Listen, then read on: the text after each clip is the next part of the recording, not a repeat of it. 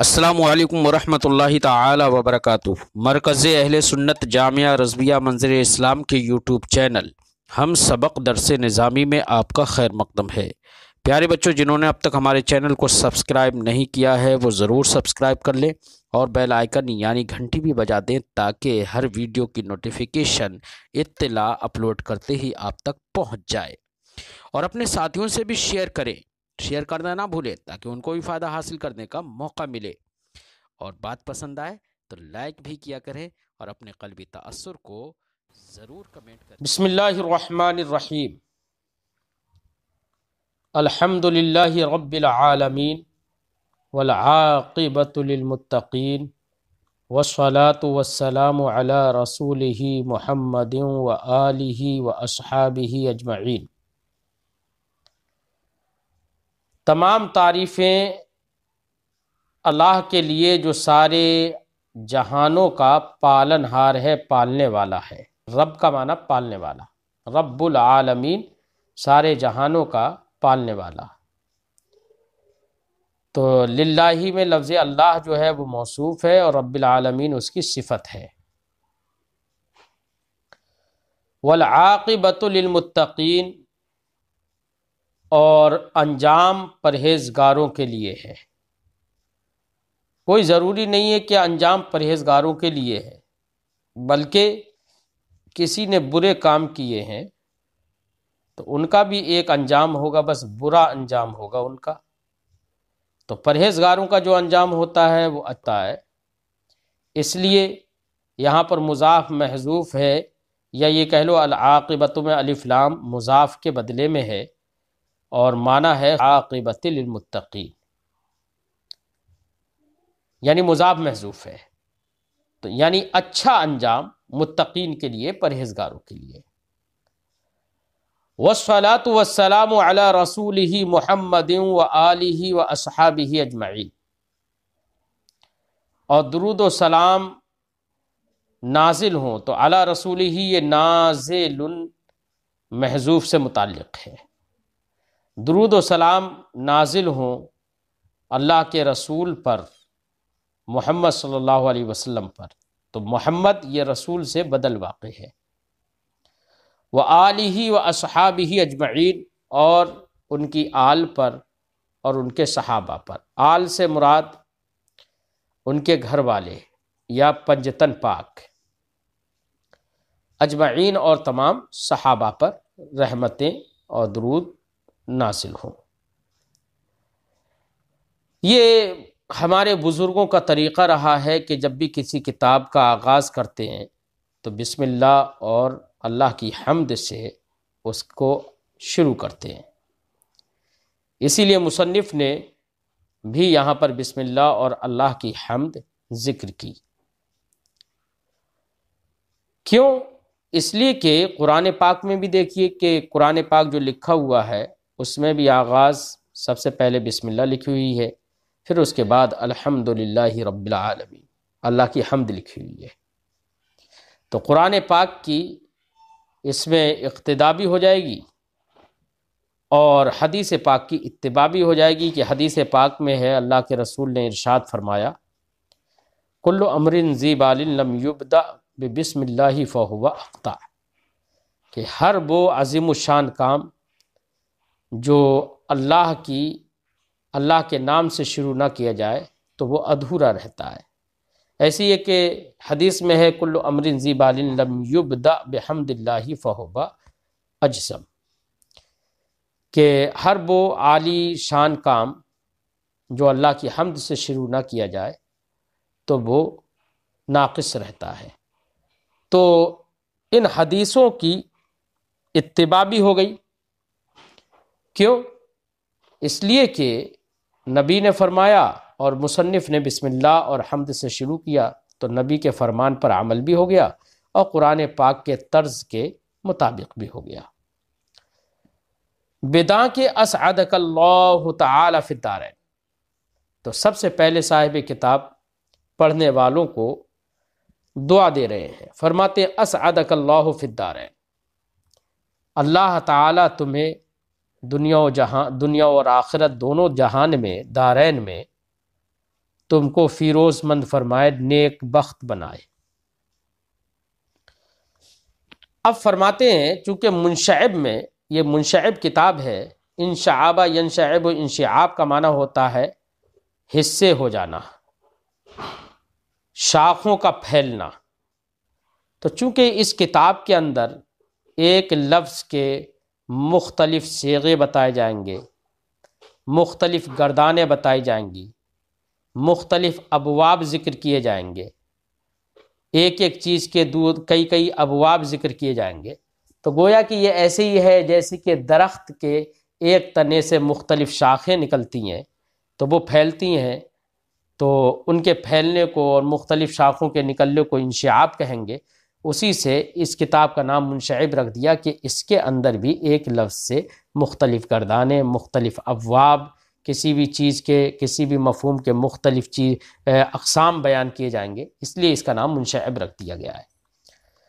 تو منشعب کا آغاز کرتے ہیں صاحب کتاب، فرماتے ہیں سب سے پہلے دعا دیتے ہیں، اسعدک اللہ تعالی فی الدارین، دارین میں تم کو اللہ رب العزت نیک بخت فرمائے،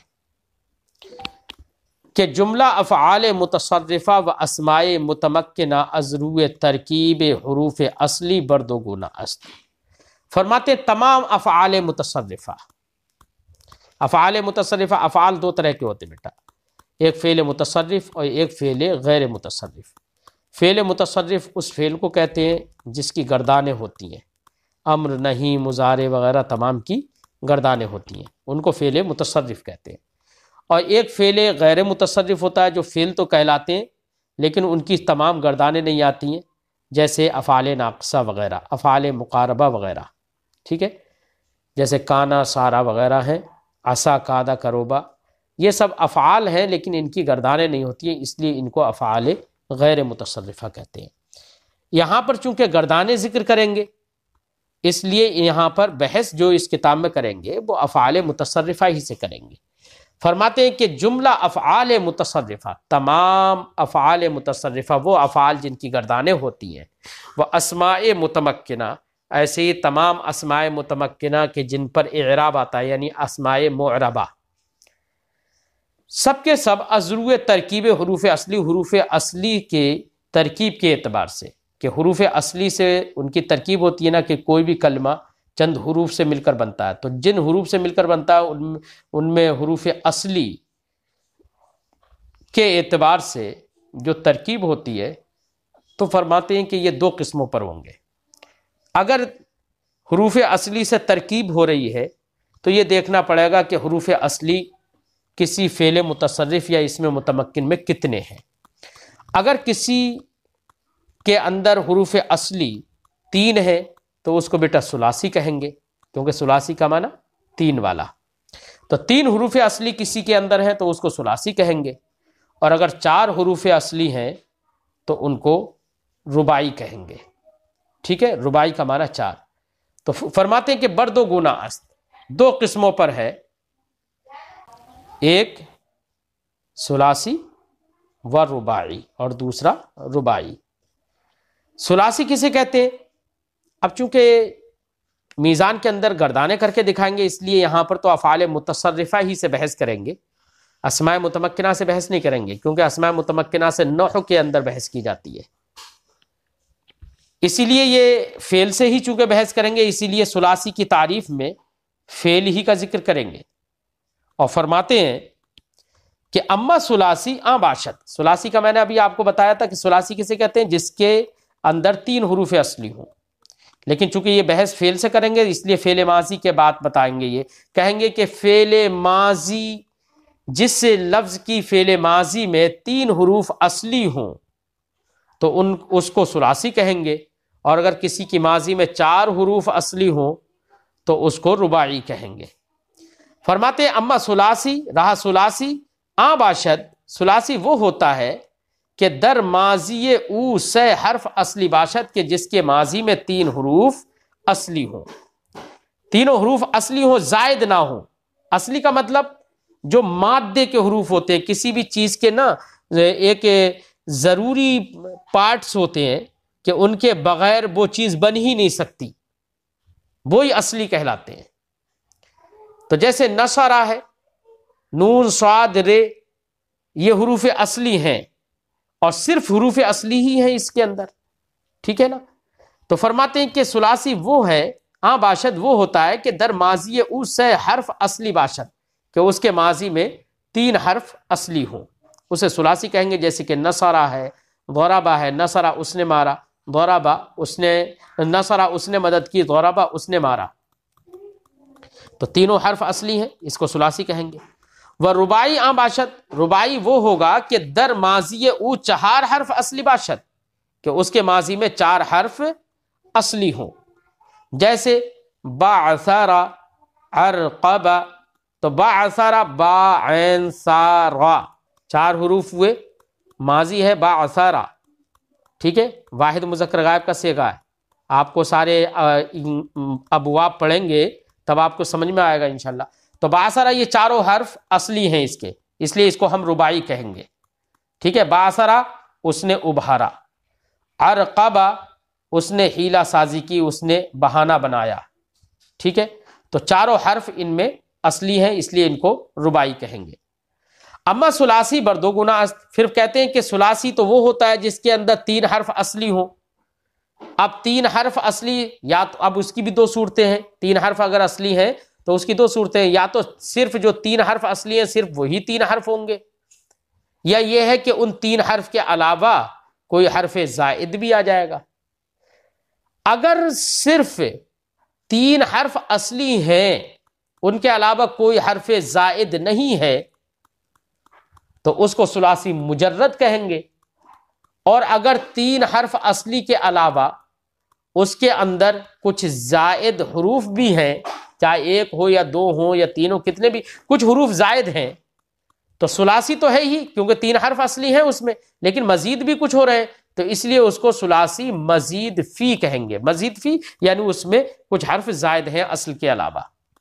اس لیے ثلاثی کی بھی 2 قسمیں ہو گئی. ایسے ہی رباعی کی بھی 2 قسمیں ہو جائیں گی، کہ رباعی اگر ہے 4 حرف اصلی ہیں اس میں، تو یا تو وہی 4 حرف اصلی جو ہے وہی صرف ہوں گے، اس کے علاوہ کوئی حرف زائد نہیں ہوگا، تو اس کو رباعی مجرد کہیں گے. اور اگر 4 حرف اصلی تو ہیں، ان کے علاوہ کچھ ان کے ساتھ میں کچھ حروف زائد بھی لگے ہوئے، تو اس کو رباعی مزید فی کہیں گے. تو ثلاثی اور رباعی دونوں میں سے ہر ایک کی 2 قسمیں ہو جائیں گی. وہی فرماتے صاحب کتاب اما ثلاثی بر 2 گنا است، رہا ثلاثی اس کی 2 قسمیں ہیں. گنا کا معنی قسمیں، 2 قسمیں ہیں. یک مجرد، ایک تو مجرد ہے، مجرد کا مطلب جو زائد حروف سے خالی ہو، کہ در ماضی او حرف زائد نہ باشد، کہ اس کے ماضی میں کوئی حرف زائد نہ ہو. اور یہاں پر اعتبار ماضی ہی کا ہے. مضارع میں تو بیٹا علامت مضارع لگے گی تو وہ علامت مضارع تو زائد ہو ہی جاتی ہے. ماضی میں کوئی حرف زائد نہیں ہونا چاہیے. اگر ماضی میں کوئی حرف زائد نہیں ہے تو اسی کو کیا کہیں گے؟ ثلاثی مجرد. و دیگر مزید فی، اور دوسری قسم کیا ہے؟ ثلاثی مزید فی. مزید فی کسے کہیں گے؟ کہ در ماضی او حروف زائد نیز باشند، کہ اس کی ماضی میں حروف زائد بھی ہوں، حروف اصلی کے علاوہ کچھ حروف زائد بھی ہوں. فرماتے ہیں کہ مزید فی وہ ہے کہ در ماضی او حروف زائد نیز باشند، کہ اس کے ماضی میں حروف زائد بھی ہوں، یعنی اصلی حروف کے علاوہ حروف زائد بھی ہوں. وَأَمَّا کے درو حروف زائد نہ باشد، نیز بر 2 گنا است. پھر ثلاثی میں، ثلاثی ہی کی ابھی 2 قسمیں کی ہیں، ایک ثلاثی مجرد اور ایک ثلاثی مزید فی. پھر ثلاثی کی جس کے اندر حروف زائد نہیں ہوتے، یعنی ثلاثی مجرد، جس کے اندر، جس کے ماضی میں 3 ہی حرف اصلی ہوتے ہیں، ان کے علاوہ کوئی حرف زائد نہیں ہوتا ہے، پھر اس ثلاثی مجرد کی بھی 2 قسمیں ہیں. فرماتے ہیں کہ اما کے درو حروف زائد نہ باشد، رہا وہ جس میں حروف زائد نہ ہو، نیز بر 2 گنا است، اس کی بھی 2 قسمیں ہیں. یک مضطرد، ایک تو مضطرد اور دوسرا شاذ. یعنی ثلاثی مجرد کی 2 قسمیں ہیں، ایک ثلاثی مجرد مضطرد، ایک ثلاثی مجرد شاذ. ثلاثی مجرد مضطرد، ثلاثی 3 حرف ہیں اس میں اصلی، اس کی ماضی میں. مجرد کہہ رہے ہیں یعنی 3 حرف کے علاوہ کوئی چوتھا حرف، کوئی زائد بھی حرف نہیں ہے اس میں. ٹھیک ہے، اس لیے ثلاثی مجرد مترد کیوں؟ مترد یہ قسم ہو گئی، مترد کیوں؟ مترد کا معنی ہوتا ہے بیٹا زیادہ تر جس کا استعمال ہوتا ہو. تو ثلاثی مجرد دو طرح کے ہوتے ہیں ابواب.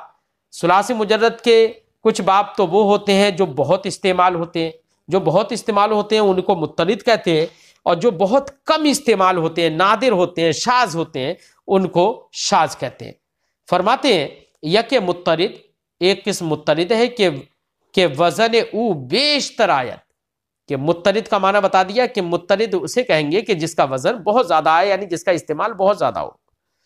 و دیگر شاذ، اور دوسری قسم اس کی کیا ہوگی ثلاثی مجرد کی؟ شاذ، کہ وزن او کم تر آیت، کہ اس کا وزن کم آتا ہے.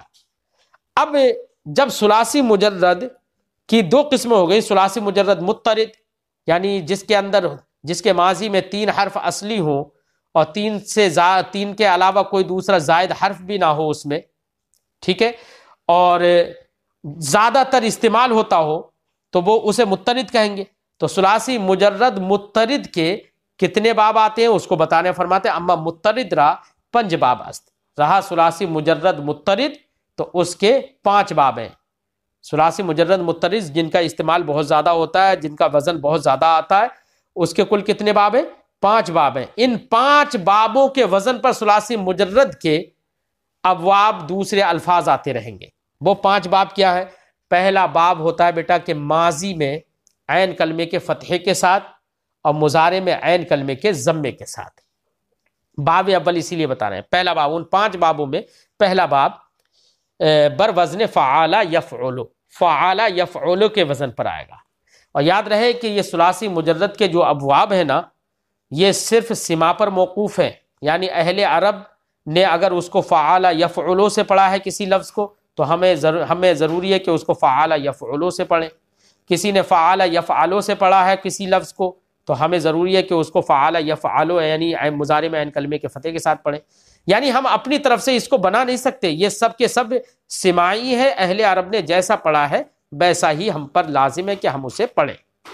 ٹھیک ہے، اس لیے قاعدہ اس کے لیے کوئی مقرر نہیں ہے کہ آپ اپنے آپ سے اس کو بنا لو. فرماتے ہیں بر وزن فعال یفعل، پہلا باب فعال یفعل کے وزن پر، یفعل کے وزن بے فتح العین فی الماضی، ماضی میں عین کلمے کے فتح کے ساتھ، و ضمھا فی الغابر، اور غابر میں اس کے عین کلمے کے ضمے کے ساتھ. غابر مضارع کو غابر کہہ رہے ہیں کیونکہ غابر یہ غبور سے بنا ہے، اور غبور کا معنی ہوتا ہے باقی رہنا، اور مضارع کے اندر چونکہ بولنے کے وقت میں زمانہ باقی ہوتا ہے نا، اس لیے اس کو غابر کہتے ہیں. اور ماضی میں جب ہم ماضی کے بارے میں بتاتے ہیں تو وہاں پر اس کا زمانہ باقی نہیں ہوتا، وہ تو گزر چکا ہوتا ہے. اس لیے مضارع کو غابر یعنی بے معنی باقی غابر بھی کہتے ہیں. ٹھیک ہے، تو فعل ماضی میں عین کلمے کے فتح کے ساتھ اور فعل مضارع میں عین کلمے کے ضمے کے ساتھ فعل یفعل. جیسے مثال دے رہے ہیں اس کی، جیسے النصر والنصرت یاری کردن. النصر والنصرت دونوں مصدر ذکر کر دیے اور یہ فعل یفعل کے ہی وزن پر ہوں گے. تو ماضی جتنی بھی آپ بنائیں، چاہے ماضی مطلق بنائیں، چاہے ماضی قریب بنائیں، چاہے ماضی احتمالی بنائیں، ماضی بعید بنائیں، ماضی تمنائی بنائیں، ماضی استمراری بنائیں، کچھ بھی بنائیں، ماضی میں عین کلمے کے فتح ہی رکھنا ہے. ٹھیک ہے، فعل جیسے نصر، قد فعل، قد نصر، اس طریقے سے. ٹھیک ہے، تو النصر والنصرت یہ دونوں مصدر ہیں، اس کا معنی ہوتا ہے یاری کردن، یاری کرنا یعنی مدد کرنا. اب اس باب کی گردان کر رہے ہیں اور چند مصادر نیچے ذکر کریں گے. ان مصادر کا آپ کو ترجمہ یاد کرنا ہے اور ان مصادر سے ایسے ہی نصرہ ینصرو سے جیسے یہ گردان کر رہے ہیں، ایک گردان اگر آپ رٹ لیں گے تو باقی سارے مصادر کی آپ اسی کے وزن پر گردان کر لیں گے آرام سے. یہ جو گردان ہے بیٹا اس کو صرف صغیر کہتے ہیں. کیا کہتے ہیں اسے؟ صرف صغیر. صرف کا معنی گردان اور صغیر کا معنی چھوٹا. صرف صغیر چھوٹی گردان. اب آپ کہیں گے کہ میزان میں جو گردانیں پڑی تھی ماضی کی، فعلا فعلا فعلو فعلت فعلتا فعلنا فعلتا فعلتما الی آخر، وہ 14 صیغے پڑے تھے. وہ گردان صرف کبیر کہلاتی ہے. کیوں؟ اس لیے کہ ماضی کی گردان ہے، وہ صرف ماضی کے صیغے 14 صیغے ماضی کے ذکر کیے گئے، بہت زیادہ لمبی ہو گئی نا. اور یہاں پر صرف ماضی کا ایک صیغہ مضارع کا ایک صیغہ، تو ایک ایک صیغہ ذکر کر دے رہے ہیں، باقی صیغے آپ اپنے آپ سے بنا لیں گے، ٹھیک ہے۔ تو یہاں پر ایک ایک صیغہ ذکر کر رہے ہیں ساری چیزوں کا، تو ایک ایک صیغہ یہ تو بہت چھوٹا ہے، تو اس لیے اس کو صرف صغیر کہتے ہیں۔ اگرچہ سارے صیغے مل کر یہاں پر لمبا ہو جاتا ہے، لیکن چونکہ ہر ایک چیز کا ایک ایک صیغہ ہوتا ہے۔ اب گردان کرتے ہیں، نصر ینصر نصرا فہو ناصر، تو دیکھو نصر فعل ماضی ہے، اس نے مدد کی، ینصر وہ مدد کرتا ہے۔ باقی صیغے آپ لوگ اگر پوری گردان کرنا چاہو تو وہی جو میزان میں گردانے پوری کر کے دکھائیے اسی وزن پر آپ کرتے چلے جائیے گردانے، یعنی نصر نصرا نصرو نصرت نصرنا نصرتا نصرتما نصرتم نصرتی نصرتما نصرتنا نصرتو نصرنا، اس طریقے سے پوری گردان کرنا چاہے پوری گردان کر لیں، وہ صرف کبیر ہو جائے گی۔ یہاں پر تو صرف ایک ایک لفظ بتا رہے ہیں ساری گردانوں کا۔ نصرا فعل ماضی کا، ینصرو فعل مضارع کا، نصرن یہ مصدر ہے، فہو ناصر ناصر یہ اسم فاعل ہے مدد کرنے والا، والنصر فعل ماضی مجہول کا واحد غائب کا صیغہ، ینصرو فعل مضارع مجہول کا صیغہ، نصرن نصرن مدد کرنا یہ مصدر ہے، فہو منصور تو منصور یہ اسم مفعول کا صیغہ بنا دیا صرف ایک، ٹھیک ہے، کیونکہ مجہول سے اسم مفعول بنتا ہے، اس لیے مجہول کے صیغے کے بعد اسم مفعول کو ذکر کیا۔ الامر منہ انصر، یعنی نصرا اور ینصرو سے امر جو بنے گا صیغہ امر وہ انصر بنے گا۔ آپ نے امر بنانے کا قاعدہ میزان میں پڑھ لیا ہے، تو اس سے امر بنے گا انصر، اور نہیں ون نہیں عنہ، اور اس سے نہیں جو آئے گی لا تنصر ہوگی، تو انصر کا معنی ہے تو مدد کر، لا تنصر کا معنی ہے تو مدد مت کر۔ الظرف منہ، اس میں ظرف اس سے کیسے بنائیں گے، تو کہہ رہے ہیں کہ اس سے بنانے کا قاعدہ تو میزان میں آپ نے پڑھ لیا ہے، لیکن اس میں ظرف کا صیغہ اس سے بنے گا منصرن۔ والآلۃ منہ، اور اس میں آلہ کا اس سے صیغہ بنے گا منصرن، مذکر کا صیغہ منصرن بنے گا، مؤنث کا صیغہ منصرتن بنے گا، اور مفعالن کے وزن پر بھی آلے کا صیغہ آتا ہے، اس لیے منصارن بھی اس کا صیغہ بنے گا، تین صیغے بن گئے آلہ کے۔ وتثنیتہما، اور دونوں کا تثنیہ یعنی ظرف کا اور آلہ کا دونوں کا تثنیہ منصران اور منصران ہے۔ منصران یہ منصرن کی تثنیہ ہے یعنی ظرف کا تثنیہ ہے، اور منصران یہ آلہ کا تثنیہ ہے، اس میں آلہ کا، تو معنی ہوگا منصرن کا معنی تھا مدد کرنے کی جگہ یا مدد کرنے کا وقت، ہے نا، اور منصرن کا معنی تھا مدد کرنے کا آلہ، اور منصران کا معنی ہوا مدد کرنے کی دو جگہ یا مدد کرنے کے دو وقت، یا اور منصران کا معنی ہوا مدد کرنے کے دو آلے۔ والجمع منہما، ایسے ہی ظرف اور اس میں آلہ کی جمع، دونوں کے صیغوں کی جمع کیا آئے گی، مناصر اور مناصیر۔ مناصر یہ اس میں ظرف اور اس میں آلہ دونوں کی جمع آتی ہے، ٹھیک ہے، اور مناصیر یہ صرف اس میں آلہ کی جمع آئے گی، مناصیر ہے نا، منصار کی جمع مناصیر، اس میں آلہ کا صیغہ منصار ہے نا، اس کی جمع مناصیر۔ افعل التفضیل منہ، اس میں تفضیل کا صیغہ اسی سے انصرو بنے گا افعالو کے وزن پر، ہے نا۔ والمؤنث منہ، اور اس میں تفضیل ہی سے مؤنث کا صیغہ نصرا بنے گا، تو انصر کا معنی بہت زیادہ مدد کرنے والا، النصرا بہت زیادہ مدد کرنے والی عورت۔ وتثنیتہما، اب ان دونوں کی تثنیہ انصران آئے گی، انصر کی تثنیہ انصران آئے گی، اور نصرا کی تثنیہ نصریان آئے گی، ٹھیک ہے۔ والجمع منہما، اور ان دونوں کا اس میں تفضیل کے مذکر و مؤنث دونوں کا جمع کا صیغہ جو آئے گا وہ انصرون آئے گا، جمع مذکر سالم، ٹھیک ہے۔ وعناصر یہ جمع مکسر آئے گی مذکر کی، والنصر یہ جمع مؤنث کی آئے گی مکسر، اور نصریات جمع مؤنث کی سالم آ جائے گی، ٹھیک ہے۔ یہ اب ایک گردان آپ کو بتا دی نصرہ ینصرو سے، یہ گردان بیٹا آپ ایک رٹ لینا، پھر نیچے چند باب نصرہ ینصرو ہی سے چند مصادر ذکر کیے ہیں، ان مصادر کو آپ معنی یاد کریں، اور پھر اسی وزن پر جو گردان آپ نے ابھی پڑھی اسی وزن پر اس کی بھی گردان کریں۔